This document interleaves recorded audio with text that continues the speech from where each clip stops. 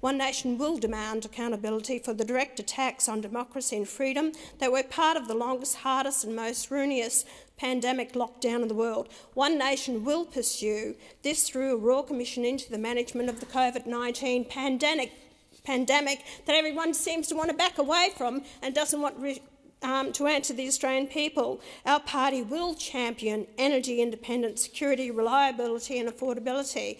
We'll push for Victoria's vast gas reserves to be used to the benefit of the Victorian people. We'll push for a second interconnector across Bass Strait and for the expansion of fuel storage facilities at Geelong. We'll advocate for measures to improve water and food security. One Nation supports expansion of the Big Buffalo Dam and more certainty about water allocations for the state's irrigators.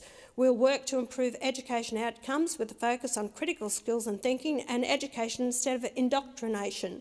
We'll work to arrest the slide of Australian educational standards. We'll work to improve health services, especially in regional Victoria, tightening obligations on medical graduates to ensure they work in regional areas in return for assistance with their HECS debt.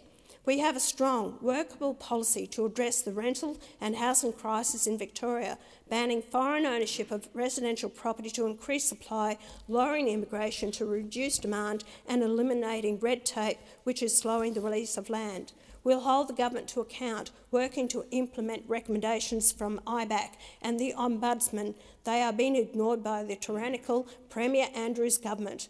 We will advocate long-term investments in infrastructure, especially in regional areas, that will underpin Victorian prosperity for decades to come. Upgrades to the Princess Highway and Bass Highway are our priorities, as is the massive backlog in regional road maintenance. One Nation will be the champion of revitalising Victoria's regional rail networks, and we will work to scrap the useless over-budget Metrolink, nothing more than a vanity project for Premier Dan Andrews. We'll implement policies to support a skilled and flexible workforce, revitalising vocational education and establishing innovation hubs in regional areas.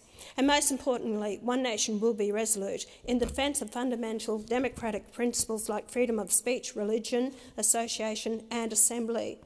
These principles came under direct and sustained attack by the tyrannical Andrews Labor government, which shamelessly used intimidation, heavy-handed police tactics and surveillance to force the Victorian people into compliance.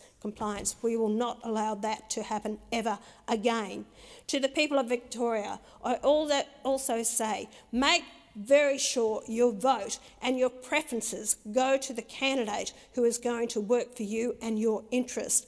Election campaigns are like job interviews, and voters are the employer. Select the candidate who is going to represent you and your community and fight for your rights. With the revelations of Victorian voters being deliberately misled by cynical manipulation of our upper house group voting tickets, the only safe vote above the line for the Victorian upper house is One Nation, but we strongly encourage you to vote below the line.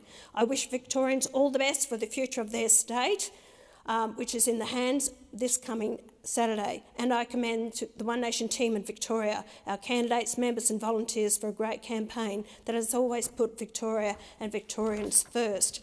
And heaven help Victoria if the Daniel Andrews and his Labor government gets voted back in again. Time has expired. Senator